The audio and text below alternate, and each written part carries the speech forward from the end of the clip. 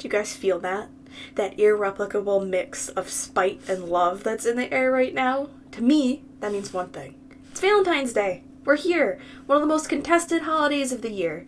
Half the people hate it, half the people love it. I mean, I guess there's another group of people who don't really care either way. To me, Valentine's Day is pretty much what you make of it. Could be a fun day, could be a day where nothing happens. To me, this is the first Valentine's Day in 6 years where I don't really have a Valentine to call my own. So it's new waters, but you know what? I still think I can have fun today. I've made cookies for people in my family, and now, me singling and mingling, I'm gonna do what all the cool kids are doing, and I think I'm gonna make a tier list. Not just any tier list. The tier list of food mascots that would make a good Valentine or a lousy one. And I need to give credit where credit is due. This is definitely inspired by a video that came out a long time ago where iDubbbz was talking about food mascots he think he could take in a fight. I thought that was a hilarious concept, and I just kind of tweaked it a little bit to suit my purposes for today. A themed video, we're gonna have some fun. So don't take any of this too seriously, and let's get right into it. Oh man, check me out. I made a cool little tier list recording setup. I don't know. I thought it was neat. I thought it was fun. I enjoy this sort of concept, so I'm hoping to do a couple of these in the future. But as you can see down here, I have a little amalgamation of random different mascots, different brands. I avoided fast food mascots because I thought that could be its whole own thing. Yeah, I thought I picked a group that was pretty diverse.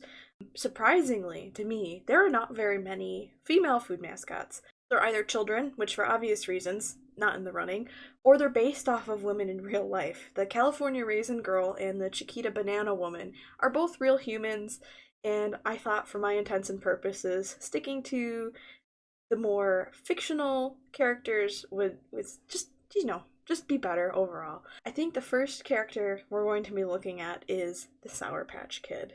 Why not start out with a really weird, wild one, right? Sour Patch Kids, they're they got these strong marketing campaigns, you've seen them in commercials, they have a life of their own. And the reason I included the Sour Patch Kid is because I thought I needed to take a stand, say once and for all, Sour Patch Kid is a horrible person. He is, by far, your worst option for a Valentine. And I'll tell you why. The whole, oh, he's sour and then he's sweet. That's abuse. I'm pretty sure that's like borderline gaslighting. He'll cut off your hair. We've all seen the commercial with the girl with the cute pigtails. He comes in with scissors. He's like, "Oh, I'm sorry, I ruined your hair." No, that does not work in a relationship. Oh, he's really sweet once you get past that exterior. That sort of thing, just it doesn't fly with me. Never pans out well. Your first impression of a person is always a good indicator, and the Sour Patch Kid is actually sour to the core. And for that reason, we're starting off strong.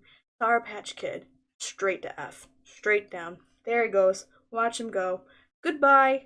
Goodbye, Sour Patch Kid. Alright, up next we got what is probably pretty popular guy, Chester Cheetah. Might have heard of him. Real cool guy. Styling shoes, cool sunglasses.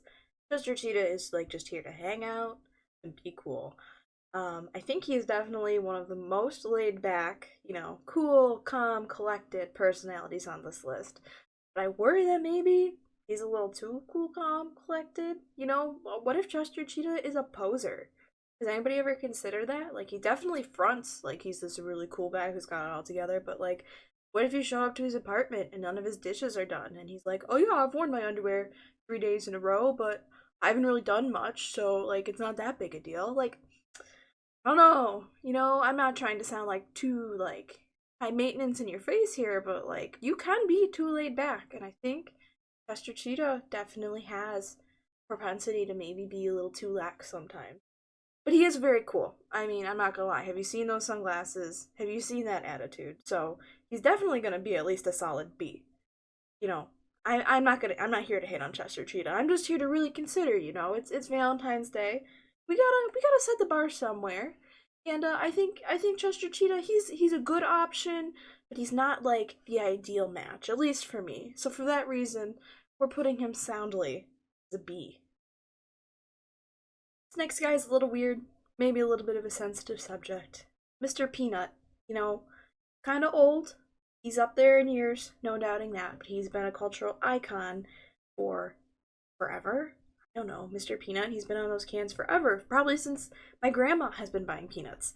So he's definitely, up there, but he's got that monocle looking like the Monopoly man that exudes like his energy of there's wealth and poise.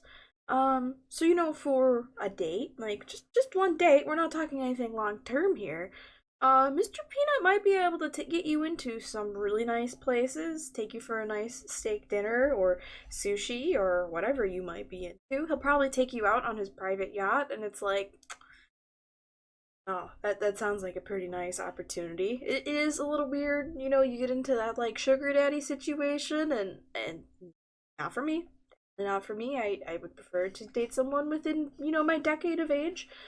But some people really go for that, and if you take out that weird like creepy age gap difference, it might be nice to just hang out with him. I like hanging out with elderly people. I think they're pretty cool. I would go to dinner with Mr. Peanut, no doubt.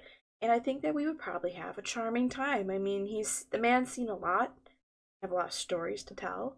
And for that reason, I think that a Valentine's date with Mr. Peanut would have to be an A. Just think about it, the man's got the class, he's got the wealth, he's got a lot to talk about. It would probably go pretty well. I don't, one date wouldn't hurt, probably be pretty fun. We'll see. Alright, I got a real hot take on this next suitor coming down the chute. I've got Crackle of Snack Crackle Pop from Rice Krispies. He probably seems like a nice guy, looks like a cool dude. He'd probably have some fun. Problem with guys like Crackle is that they cannot separate themselves from their bros. And you might think like, oh, well, you need your bro time, you need to give people space and whatever, whatever. It's like, oh, I totally agree. I'm all for it. But Crackle is the kind of guy who takes it too far. You want to go on a date one-on-one with Crackle? That's too bad. Crackle's gonna bring his bros. You're not gonna get to go have your dinner without him bringing them along. You want to hang out, have some alone time? Oh, that's cool. He's inviting them over. It's never going to be just the two of you. You're never going to have just Crackle all to yourself. You're always going to have to deal with Snap and Pop hanging out. And, they've got their bro chemistry, their buddies, their friends. That's cool and everything. But at the end of the day, it would be nice to spend some one-on-one time with your boo, I feel weird saying that. I've never used that terminology before, but it's coming out of me. It's Valentine's Day. Weird stuff happens. So, Crackle Man, I'm sorry, but until you solve your attachment issues with your bros, you are a D. If I'm gonna go on a date, I want to go on a date with one person, not one person and his friends. I've lived this one. This one hits close to home. Get yourself someone who could separate once in a while from the bros. It'll be so much better. It'll be so much better, I promise. Goodbye, Crackle. You ain't gonna be the Valentine this year. Up next, we've got this lady. She's a real delight. Aunt Jemima, you know her, you love her. She's been part of your breakfast your whole life, I'm sure. She is a sweetheart, she's good-natured, she's loving, and I bet you she's a good cook. Aunt Jemima, there's not much more to say. I mean, she's gonna be an A. I would love to spend the day with Aunt Jemima. She is such a sweetheart. Have you had maple syrup? Sweet, 100%, all the way. I mean, it's basically just sugar. Doesn't get much better than Aunt Jemima, honestly, and I don't have much more to say. The woman's an A. Alright, you know I had to do it. I had to bring up the Kool-Aid Man. I mean, the man, these people are all icons. The Kool-Aid Man, like late 90s, early 2000s, he's here to party. He's fun. He's a cool guy.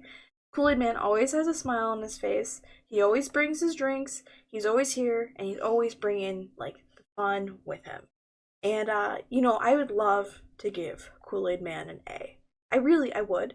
But the sad reality about the Kool-Aid Man is that if you are going to engage in a relationship with this man, the property damages you will suffer throughout the duration are unbelievable. Imagine Kool-Aid Man coming to pick you up for your date, and instead of knocking on the door like a polite gentleman, he barges through your front wall with an "Oh yeah!" Sorry, Kool-Aid Man. I don't have enough money to repair the constant property damage. You gotta worry about the structural integrity of your home after some point. That man takes out enough supporting beams, the whole place is gonna come down. So, KoolAid Man, I'm sure he's a very nice guy. I believe it. I believe he's positive. I believe he's fun. But he's got an addiction problem with destruction. And you can't invite that into your home. Not even once. I mean, what if he takes out like the front corner of your house? You're done. You're homeless. No more dates because there's nowhere to go.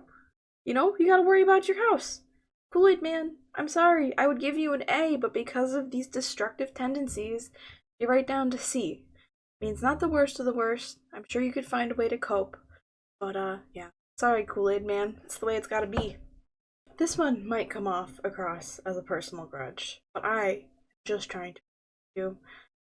Pillsbury Doughboy, he just creeps me out. He gives me the willies. I don't know about you.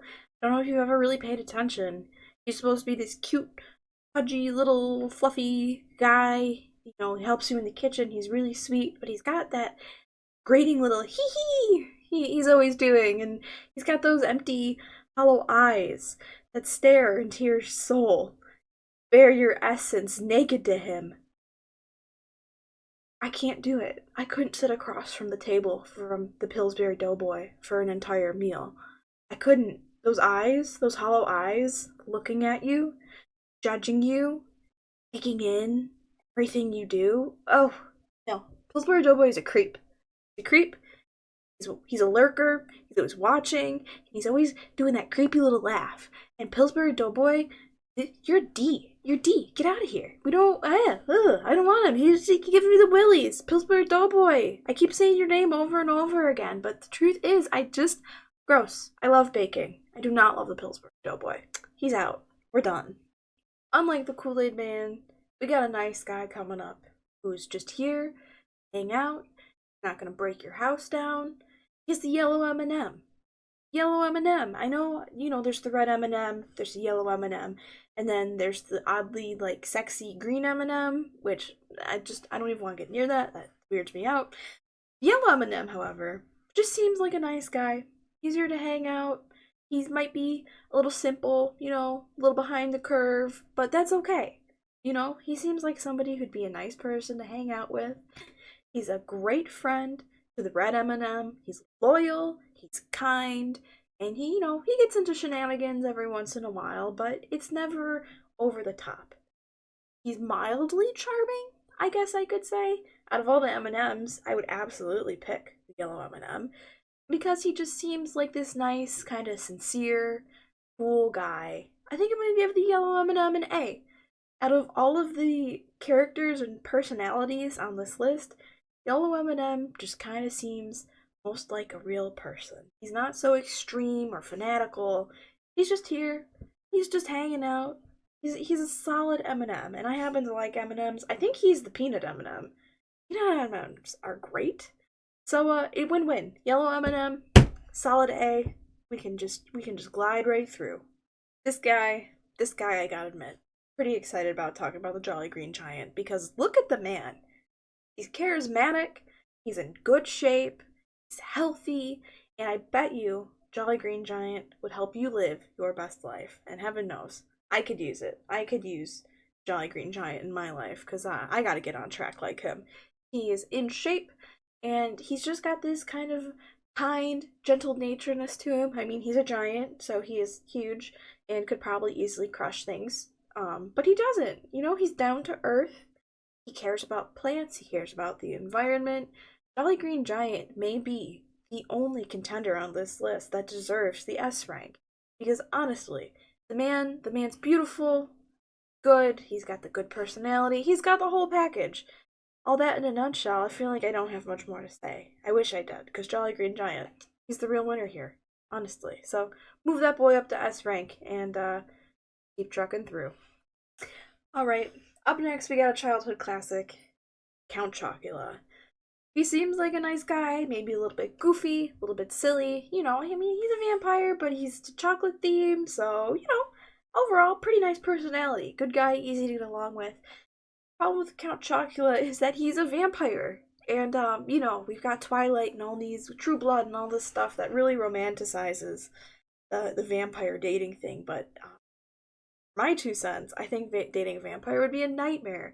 I mean, first of all, you have to be worried about whether or not they're gonna like murder you. That would be pretty awful. That'd be the number one con. But also like think about how limited your dates would be. You can't go out during the day, which most people don't. But you can't go to an Italian place, no garlic. Try explaining to your family that you've gotten yourself involved with a vampire. I don't know about that. I don't think I could do it. I know not everybody is so, intimately entwined with their familial affairs, but my family's opinion matters to me. And I think trying to explain to them that I was dating like a 600-year-old chocolate themed vampire might be kind of difficult. So while he may have the quality A personality, much like KoolAid Man, I'm gonna have to bump him down because he's a vampire. And I'm not trying to discriminate against vampires. There's people out there who would love to date them. I'm just not one of them. So Count Chocula, well, we'll just do three C's. Count Chocula is a C. Well, this is backwards. Count Chocula is a C.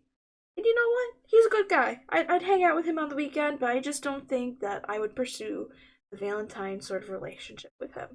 And that's all there is to it. We're going to talk about Captain Crunch for a hot minute. I think Captain Crunch is probably a nice guy. He's mildly successful, definitely a career-oriented kind of guy. He seems like he's fairly pleasant from, his disposition. I mean, all these guys happy on the boxes, but I think Captain Crunch is probably a nice guy. My one question, though, about Captain Crunch is that it looks like he's getting up there in years. Why isn't he Colonel Crunch? I think Colonel is a higher rank than Captain. I mean, if he's been in the Navy, yeah, he's a boat kind of guy. He's on a ship. He's got that hat going on, so maybe something's holding him back. I think maybe he should be a higher rank than he is, and who knows what kind of baggage Captain Crunch might be carrying. And you shouldn't judge people right off the bat for what baggage they may or may not have, but it's made me a little bit wary that after all these years he's only rank of a captain. So I'm sorry, Captain Crunch. I'm gonna rate you an A. I think you could be an S, but I just want to see him push himself a little bit harder. So, hey, nothing wrong with that. It's a good rank, it's a good time. Captain Crunch, man, get it together. Get yourself up there. Push yourself harder. You can do it. I believe in you. I believe in Captain Crunch. So, I mean, there we have it. This is my list, my thoughts, my ranking. We got a pretty good spread here. We got a little bit of everybody in every category, and I don't know. Let me know what you think. If you vehemently disagree with me and think that I have, pushed someone to the side that might be a real catch, let me know. Comment, if you think that I left somebody off the list that would have been a good contender. I'd like to see that too. I'm interested in your opinion and what you might think about this. Obviously, this is just me having some fun, poking around, spending the day doing something I guess you could consider productive. But yeah, as always, I have fun being here. Thank you for joining me. I'll catch you later. Alright, happy Valentine's Day!